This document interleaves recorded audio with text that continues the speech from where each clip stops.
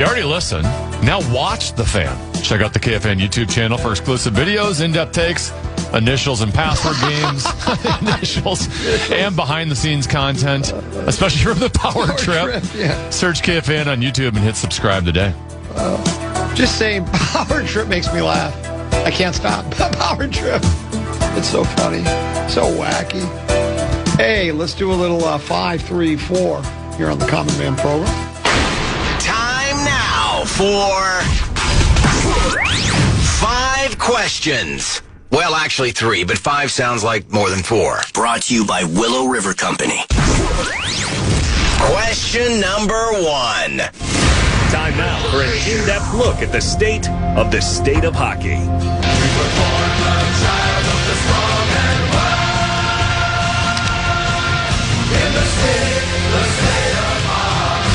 That makes me smile, too. Your Minnesota Wild have signed pending free agent center Michael McCarron to a 6-year, $20 million contract. McCarron has a full no-move clause in the first 3 years of the contract, then a 15-team no-trade list with a no-move that blocks him from being placed on waivers in the last 3. There is the language in the contract that states in the event of an expansion draft, he doesn't need to be protected. Common, you like the signing of Michael McCarron? I don't mind, but let me ask you, because I think at the time, I don't remember what your exact take was. I think you were, yeah. But he had some moments for us, did he not? So what are your thoughts? But my biggest problem with the trade at the time was that it was a second-round pick. Now, the fact that they've extended him helps, right? If you would have just had him for a third of a season and then you lose him after the season's over for a second-round pick, that was not as appetizing for me as someone who was a bottom 6 forward.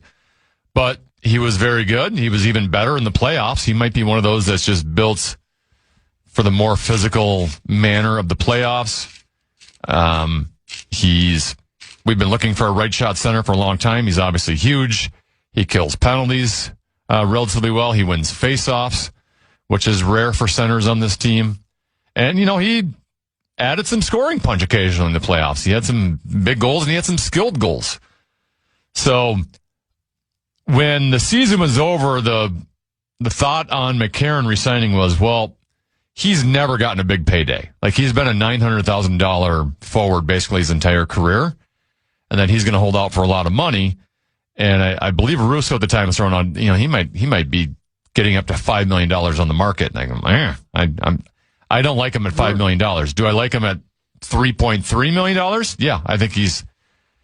Now, by the end of this, because it is a 6-year deal, he's going to be, 36, 37 years old. So it might not look great the last year or two. But for the near future, to get him at $3.3 million, I think is a win for this team. This doesn't solve our need for a top-line center. No, he's not a top-line center, no. He's a pretty darn good bottom 6 center who we've had issues with face-off. So if you need to have, he did have a game or two in the playoffs where he did jump up to your second line, or at least he can take a big face-off in your own zone if needed, if you need to just spot him in there on a face-off on the right side. So I'm pleased to have him back, though I do recognize that 5-6 years down the road. But, the salary cap might be much bigger by then as well. And, who's that center we're on? Larkin? Well, that's coming up next. Oh. That's the next question. Let's go ahead and do it. I'm reading your mind. Question number 2. Time now for an in-depth look at the state of hockey.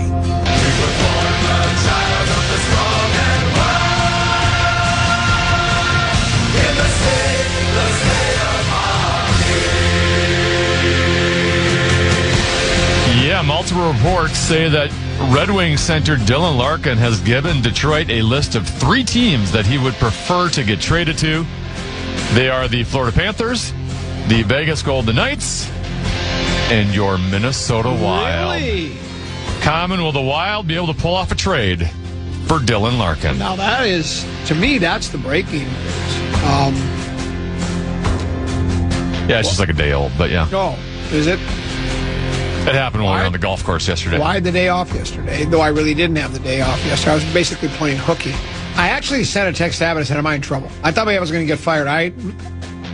My heart was pounding as I tried my card key to get inside. I thought mine might not work anymore, and they were going to let me go for not just not showing up for work.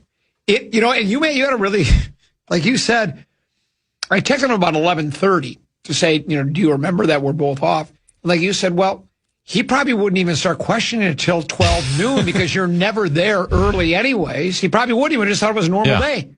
He's got bread in for you, and he figures, well, Common will be here about 11:45, 11:55, and then Brett would have said, Abbott, I know Common sometimes walks in right at the very end of the opening music, but he's not here. But it didn't work. What was your question? I will say, though, to defend you and to rip on Abbott, I did put it in Workday, but I also said, before he ever put it in Workday, I texted him, or I might have even asked him. I go, hey, I got invited to go play Hazeltine for the women's KPMG golf tournament. Common's already going out there. Are you okay if we're both off on the same day? So he had been told at one point that we were both off. So then ripping him was okay. Yes, you should rip him. I'll pile on with you. I felt bad about it. Well, everybody there was ripping him. There were people that didn't even know who he was that were ripping him at lunch. You know what I like best about lunch? And this isn't to make fun of you, because we already talked about how they have build your own bowl. You had rice and chicken. That was it. Yeah. I had guacamole, mandarin oranges, cucumbers. The shrimp was so good. Those bowls. So then Guardsy eats, and his bowl had a wide variety of items. And he goes, you think it's okay to get seconds? And he goes up there and gets those. It's buffet style. Well, then I said, well, you know what? I'm going to do that too. Then. So I went up and got seconds as well. But yeah, but you did enjoy it? Yeah, it was very delicious. Yeah. The mandarin oranges was such a nice touch. I would like to, the bowl that I put together is what I envision Mark Rosen will be making when he, takes those cooking classes. And, because if you remember, he said he wants to start taking cooking classes. Do you think he'll get as far along in his cooking classes as he did in his golf career? Because if you remember, he was going to start golfing again, and he played 9 holes, and that was it. Do you think he'll actually start going to cooking classes and start making these 7-course dinners? Well, I'm surprised because he's the busiest guy ever. Yeah. He just doesn't have the time to do it. Yeah, but that's what he says he's going to do. What was your question? Dylan Larkin. He has the Wild as one of 3 teams on his preferred destinations list. He's the best available that we know of. I mean, technically he's not available because you have to trade for him. Yeah, right. It's not like a free agent. I would say. But he's the one who's openly demanded a trade. Yeah, I would say. Who are the other 2 teams? See, you're obviously more well-versed in this. I don't know if the other 2 teams that would he be, who were they again? Vegas and Florida. Vegas is pretty good because they're in the finals. Yes. If he would be, if those 2 teams would be interested in him, and if they have enough if they could offer better. Billy Guerin's pretty good at wheeling and dealing, right? I mean, he got Hughes, but we also did trade the equivalent of 4 first-round draft picks, 3 players that were top picks, right? First-round draft picks, and then another first-round pick. So I don't even know how much trade material we have, but I would think if anybody can do it, Billy Guerin's got a reputation as being able to get it done. Your thoughts? Well, here's the encouraging thing: the fact that he threw out a list reportedly of 3 teams, that is beneficial to the Wild because, to your point, the Wild gave up so much in the Quinn Hughes trade that a lot of their assets, their coverage is a lot more bare than it once was. In terms, they don't have a lot of draft picks they can give away. They also don't really want to trade too many current players off the roster because the whole point is we're at this level, we want to jump up a level, right? We're more willing to trade future guys, right? Guys that are prospects, guys that are draft picks. We don't really want to give you a player off our roster. In its current state that is a mainstay. The fact that Larkin reportedly has 3 teams on the list is a good sign for the Wild because there are lots of teams out there that at this moment have a prospect pool that is much greater than the Minnesota Wild's. But, are Florida and Vegas in that category? I don't think so. So now, assuming Steve Yzerman, the GM for Detroit, plays ball, which that is a huge question mark, now you're just having to outduel 2 other teams as opposed to having to outduel 10, 15 teams for best offer, in which it's going to be hard to come up with the best offer. Well, let me ask you another question. When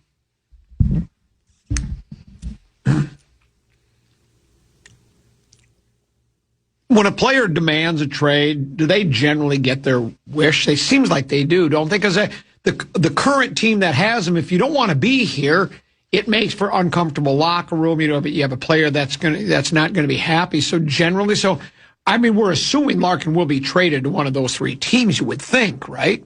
Or not necessarily. There can always, what Larkin has going is he has a no move clause, so he can turn down any trade. So if Yzerman, say, hey, the Buffalo Sabres want to trade for you, and Larkin says no, Larkin can he turns down that deal. Yzerman has kind of been in this situation before when he was the GM with the Lightning, and he showed back then, like, I'm not going to be a pushover in these situations. But, if Detroit loses Larkin and they aren't able to acquire guys that can help them right away, then now you got to get into full rebuild mode, which they were a team that thought they were building for the playoffs. In fact, they were in the playoff mix before the trade deadline this year and traded a first-round draft pick away because they thought, hey, we can be in the playoffs for the first time in a long time, and then they fell apart at the end. I forgot your original question or where I was going with that. When a player demands a trade, do they generally typically you don't want someone that's around that's going to be miserable or angry or challenging. And also you want to. This is about the highest Dylan Larkin's going to be in terms of trade assets. If he doesn't want to be here, it's not, you're risking having him play during the season and suffering an injury. You're risking him aging at some point and his value going down. So his trade value is very high right now. So this one says Detroit's guy could say, that's cute that you have your little list, Dylan, but I'm trading you where I can get the best package. He can't, right? Because in his contract, he can refuse to be traded. He has a no-move clause, yeah. Yeah, so no, he can not trade him. Yeah, they can. So that's his leverage is, I don't have to trade you. Right, but it's not like he can say, I'm trading you to Buffalo. You're going to shuffle. You're going to play to Calgary. Buffalo, yeah. Yeah. And then one other person says, Wild don't have the assets to get Larkin, sadly. Well, there are, I don't know. Maybe they don't have. They have the assets. Right. It doesn't matter whether they want to give up those assets. Right. Right? Like Jesper Wallstedt could help you get Dylan Larkin. Correct. Do you want to give up Jesper Wallstedt? And the other thing is, do other teams have better assets, right? That's what, if Yzerman calls all those three teams, says, well, you probably heard Dylan Larkin has you on a list of three teams that he's willing to be traded to. If you're interested, tell me what you would offer up. What do you got available for us, and get back to me? And so then each three teams will put together their best deal, I guess. In the Wild, on the other hand, if Detroit is asking for too much, they can just wait and hope another guy comes along at some point, right? Like you don't. It'd be nice to have your number one center going into the season, but you can wait for a rainy day, and Austin Matthews might become available within the next year. A Connor McDavid might become available in the next year, right? So you don't want to overpay unnecessarily now and then lock yourself out of not getting something that could actually even be better than Dylan Larkin. Makes sense to me. One more quick one. Oh. And that's it for today's edition of 5 Questions. Well, actually, 3 questions, but 5 sounds like more than 4. I didn't want to get into Gophers and Tommies finally scheduling each other. Well, we can do that. Keep that in your back pocket and others, because I got nothing. And it's already 1:15. We got 2 segments to kill before the legendary one Mark Rosen comes in here and really kills segments, if you know what I'm saying. A break. We're back with more here on the Common Man, brought by the Fan.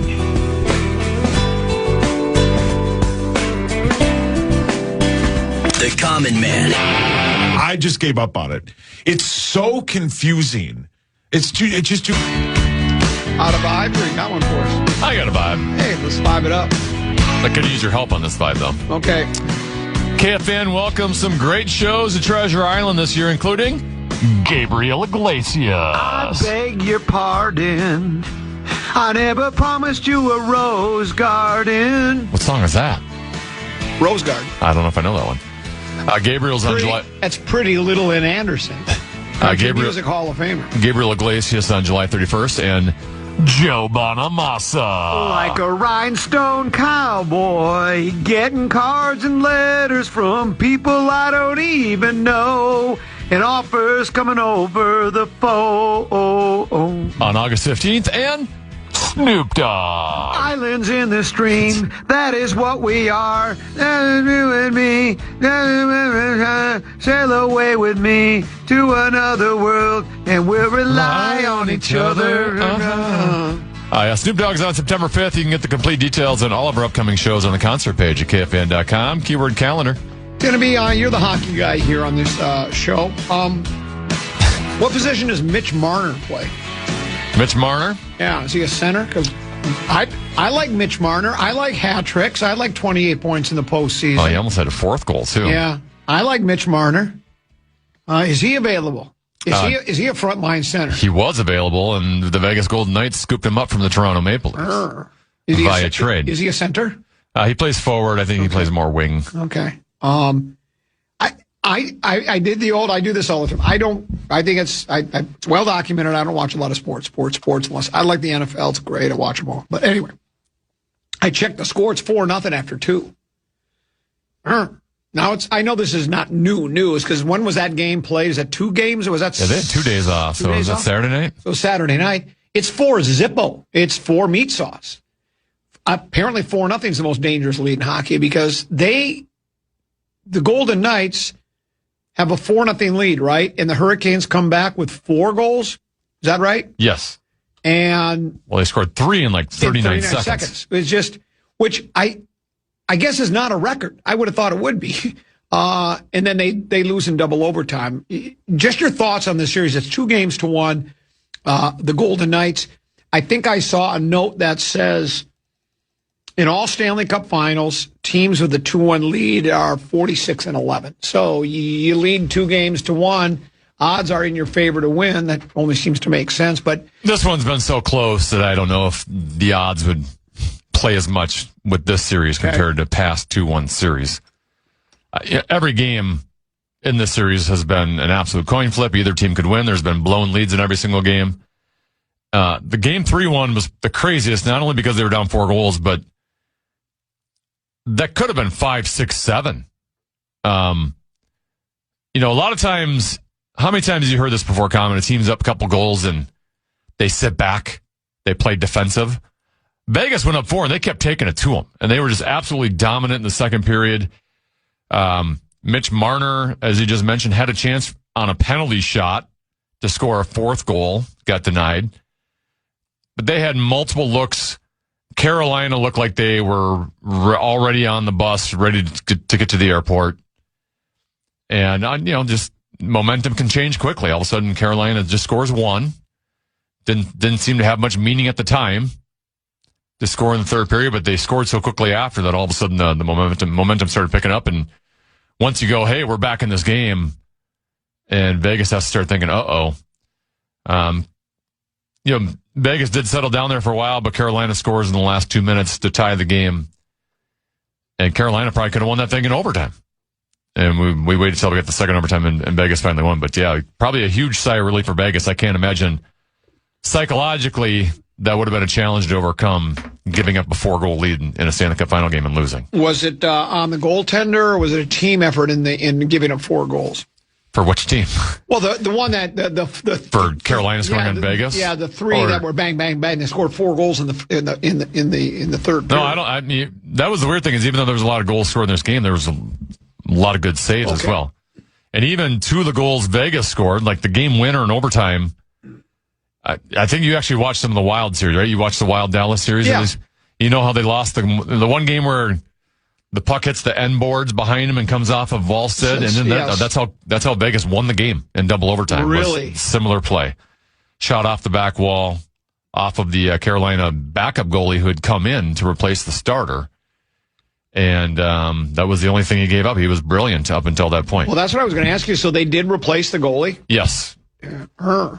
And I didn't even think it was, hey, this is on our goalie. It was just, hey, we're down 4-0. It doesn't do us any good to make this 5 or 6 and leave him in there, right? But now they probably have a choice to make because the backup who came in played pretty well. And like I said, he made big saves. He made the save on Marner on the penalty shot and gave them a chance. I know it's always been a part of hockey and always will be a part of hockey. And all sports have the equivalent of puck luck.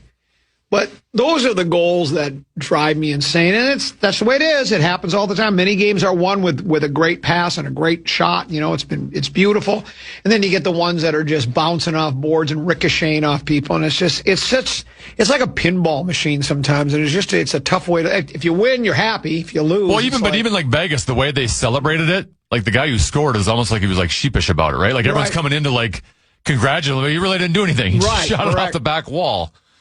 I mean, they're going to take the win, don't get me wrong, but it's not the same, like, dramatic excitement you would have if it was a 2-on-1 and a guy goes bar down. Yeah, and it happens in football. You'll see a wacky bounce. The guy fumbles the ball, the guy gets a scoop and score. It just happens to bounce right into his hands. Or you'll see the one where it's usually a big doping lineman pounces on the ball. You think he's got it, then it squirts out from underneath him and goes. And so, all sports have their puck luck. Well, baseball, you can hit the ball hard and get out, and you can hit the ball awful and get a base hit. That's correct. Yeah, the blue. Your sport of golf you can hit the ball in the middle of the fairway and all of a sudden it's stuck in a divot. Or what you did yesterday on number 9 or number 18, where you hit a low line drive and a ricochet off the grandstand and stayed in play. I finally got what it was like to be a PGA Tour pro. Yeah. I've always wanted to have. Yeah. You had an experience that was not unlike that of a tour pro. You were in the greenside bunker, but it's a long greenside bunker shot, right? And you caught all ball. It comes out like a rocket. And that's a different shot. Oh, is that the greenside bunker shot almost hit you. Oh. And I didn't even find the ball. Oh yeah, it went so far over. The one on was at 9 or 18. I forget. Was that a fairway one? That was I went to hit a 100-yard shot, and I just hit a line drive. Oh, I thought that was in the bunker. No. Oh, no. I had a 100-yard shot that I hit a line drive about 120. And when it hit the grandstand, the sound echoed all throughout Hazeltine National Golf Course. I mean, you could hear probably inside the clubhouse. I'm sure they all turned around inside and went, what the? They thought there was a shooter. Yeah, but it hit the grandstand, it kept you in play. I learned how they got some nice glass there. It wasn't just like normal glass; it would just shatter after a ball hits it. Yeah, it's a pretty good. I hit that pretty hard. It's a pretty good. They don't have a build out like you would see at, Ryder Cup, but they've been at it for a few weeks now, and they got their hospitality suites, and it's. We talked about this before, Tennessee. This state is, we support golf. We like to play. They do the old per capita, there are more golfers in Minnesota than anywhere else. We've got 2 events this year, big time events, in 2 weeks. The 17th of this month will be round 1. There's a lot of letters here, like I said earlier, so follow along. It's the LPGA's KPMG PGA Championship out at Hazeltine National. We're going to broadcast live from there. And then 3M Open, of course, with Scotty Scheffler. World number 1 is committed to playing in that game. So some good golf coming to the Twin Cities. Let's pause, and when we return, we'll tap dance until 2 and then welcome the legendary one, Mark Rosen, into the conversation here on the Common Man program on the Fan.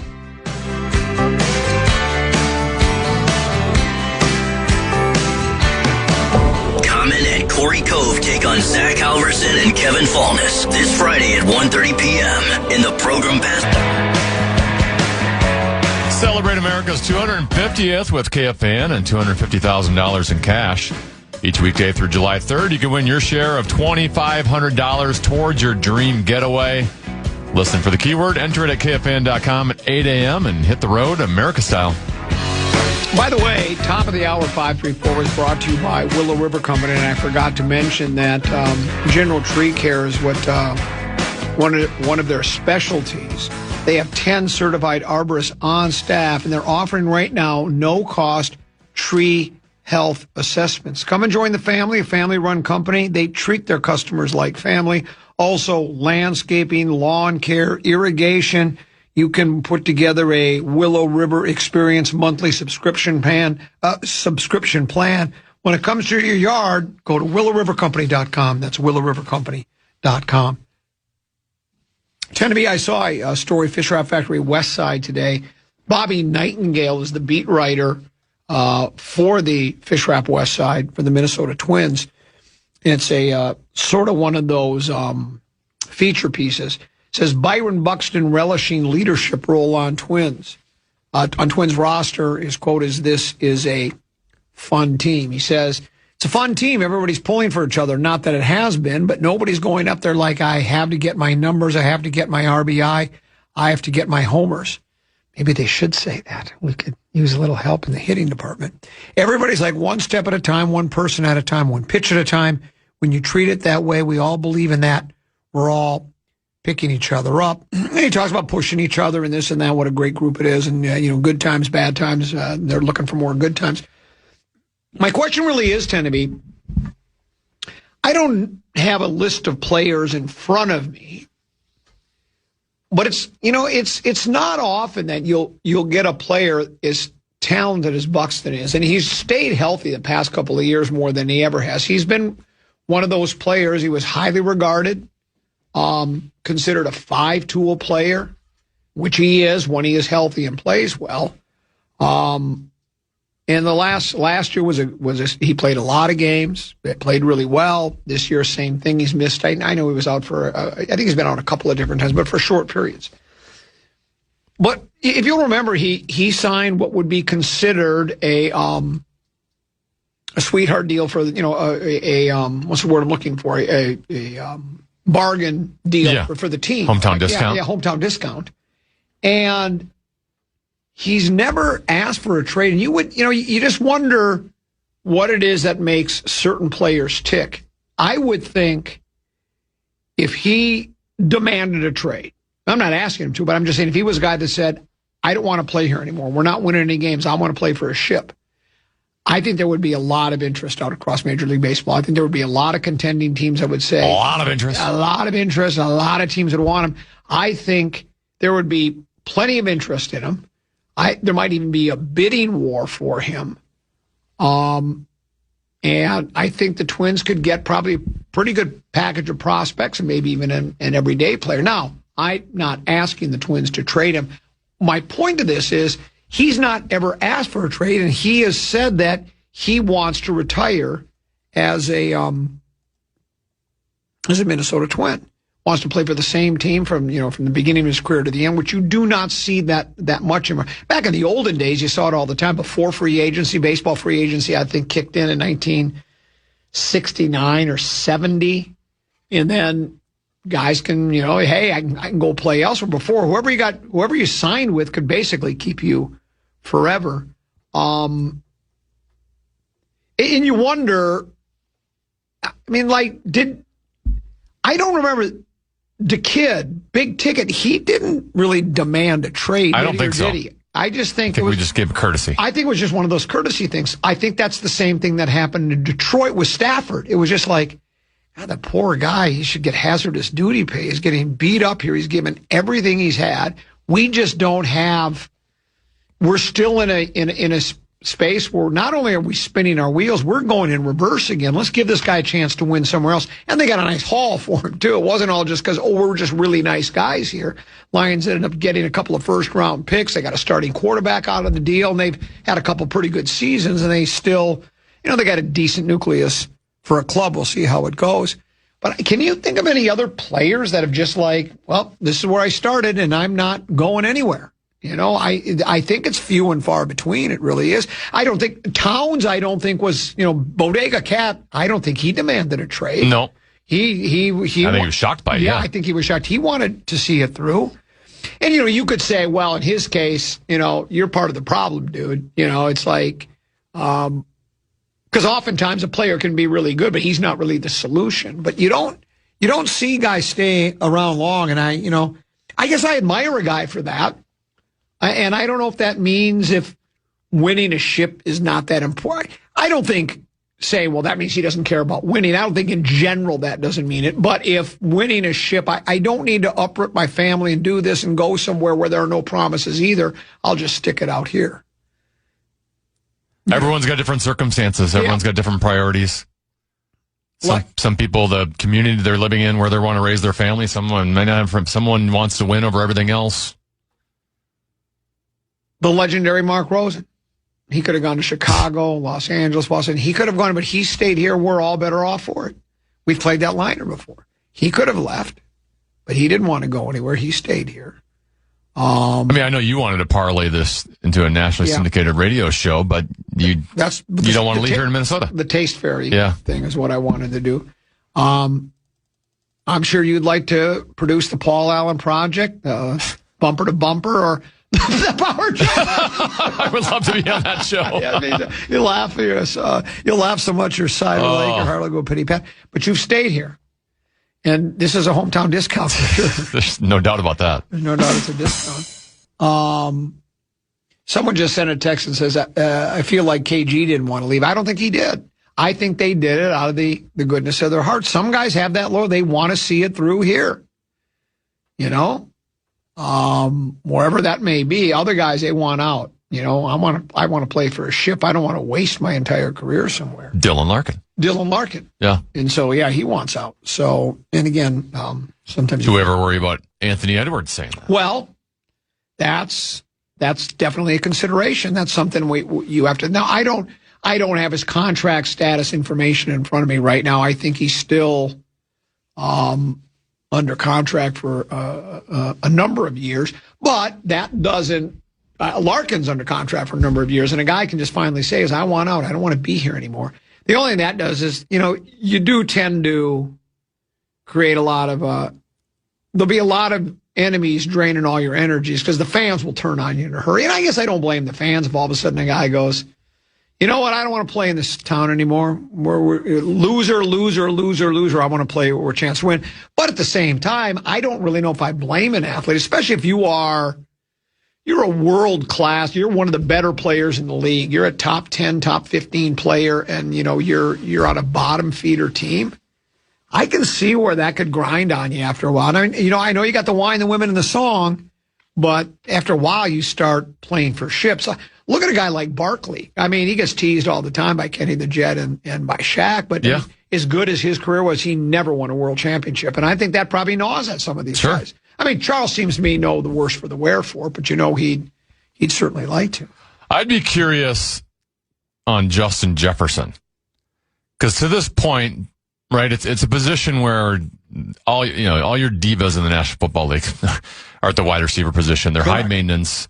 They want the ball.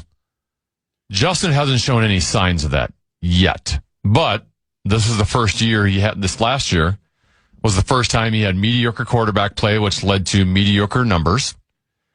And now if you get another year, let's say Kyler Murray's a big bust, and J.J. McCarthy is the same guy he was last year, and Jefferson has another year of very subpar numbers for what his expectations are. So now you got 2 years in a row of that without your quarterback of the future, right? Are you going to have to, now do you have to go out and draft another quarterback, and that might be another 2 years. Justin, who's been the perfect soldier, a year from now, could he go, all right, guys, it's clear you guys we're going back into rebuild mode at the quarterback. We don't have the answer at quarterback. Can you send me somewhere where they got a quarterback and I got a chance to win? Because he hasn't won a playoff game here yet either. Correct. Has he? I just want to correct you on one thing. Yeah. He's been a good scolger. Scolger. Yes, he's been a good scolger. What are you guys talking about? That is a consideration. You're right. He has said all the right things. And if he does feel that way, he's bit his tongue. He's not said anything. A couple of other people texted the name Joe Mauer, and Mauer never asked for a trade, and he had a lot of productive years. Hell, he's in the Hall of Fame now, and he again hometown. Now Matt Burke, remember we were talking earlier about the Mauer didn't give us the hometown discount. No, remember we were talking about how. The kid leaves, wins a world championship. Big Pappy leaves, wins a world championship. Darnold leaves, wins a world championship. Burke, I don't remember Burke's circumstance. Did he just leave via free agency? That wasn't a trade, was it? Did he become a free agent and sign with the Ravens? I don't remember. I think that's what it was, and he won a world championship. So, was there some health stuff with him that he was annoyed with how they handled it? Or maybe it was health/contract, wasn't it? He had to go through a surgery or something, but he wanted financial assurance. Yes, that's exactly what that was. And so, and then he parted ways, and he ended up parlaying that into a world championship. Another note here, Kevin Seifert, you forwarded this to me. The Vikings open mandatory mini camp today, and the word is that right tackle Brian O'Neill will be in uniform and participating in at least some of it.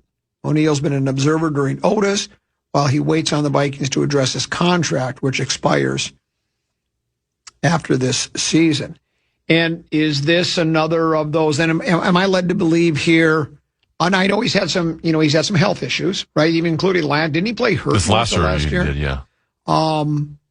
I think a guy, until he gets that contract done, it's a delicate dance that they have to play, is because you want to be for the team, you want to be there for the guys, you want to put your best foot forward and show that your commitment to the club.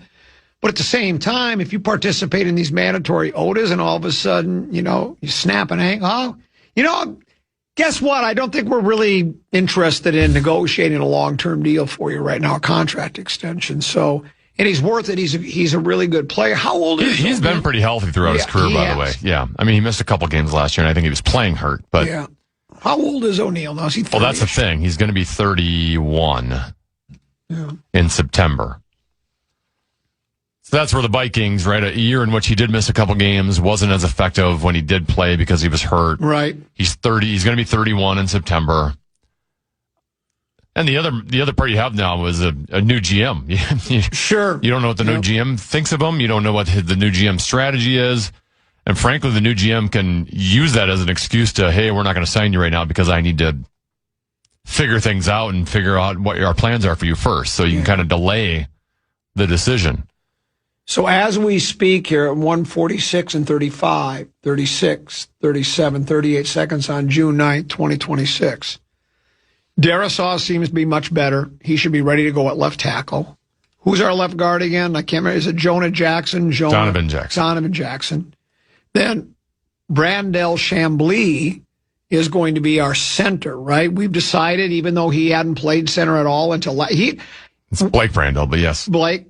Who's Brandel Chambly? He's a golf analyst. Oh, that's right. Blake Brandel, Brandel Chambly. They're all one and the same to me. And then who is our right guard again? Fries. Fries, yeah. Yeah, and he was all right. He was solid last year. And then we got, if O'Neill's healthy and signs and this and that and the other thing, it's all, I don't know. Do we like our offensive line tend to be? I mean, again, they have to all, let's just say for the most part, they stay healthy. Do we think we've got a quality offensive line? Do you like it? Or if healthy? Yeah. I mean, if healthy, which is a huge if. Not having Darisaw for basically most of the season last year obviously dramatically hurt this team. Because when you have the bookend tackles that they can just take guys on one-on-one, you don't have to sit there and double all day and have tight ends come over and fullbacks help and running backs chip. And then maybe if you do have issues in the interior line, you can get more help there. They were never had that luxury last season. The other thing with O'Neill is the Vikings did spend a third-round pick on an offensive tackle. Ah, that's right. And Caleb Tiernan out of Northwestern. So now the new GM didn't draft him. I don't know what he thinks of him.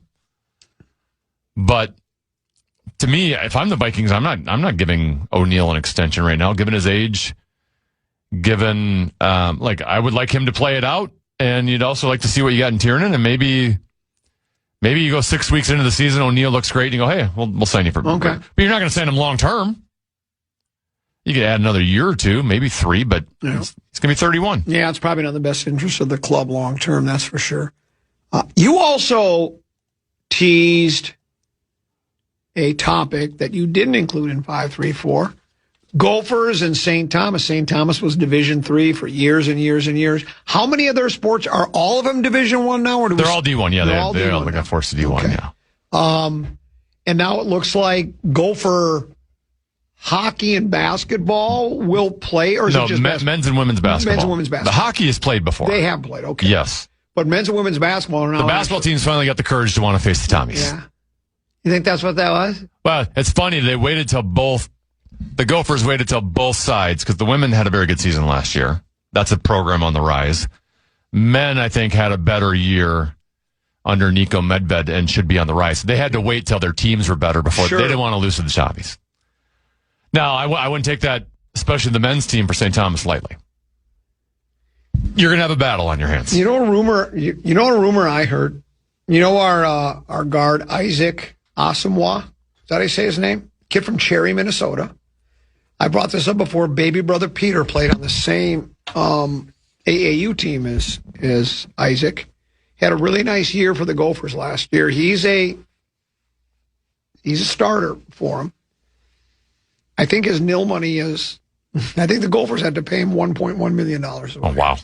Over $1 million because he had a couple of offers from an. I don't know. That's rumors, unsubstantiated. I don't have anything to. It's just I know a guy who knows a guy who's kind of plugged in. I think it's over like $1 million, and he's a good player. I'm not going to say he's not worth that kind of money, but that just goes to show you the price of doing business. You know, good quality Big Ten guard, still young. Is he going into his junior year? Can you Google Isaac A.S.? I can never pronounce his name. Matter of fact, when I'd see him and I would just call him Isaac, I never said, hey, I'm not wrong. But I think he's going into his junior year now, I believe. And he's played 2 years. Yeah, 2 years. So he's going into the junior year. So there were two of the Houston and somebody else, I think, offered him money, and you got to pay. You like your St. Tommy's club, don't you?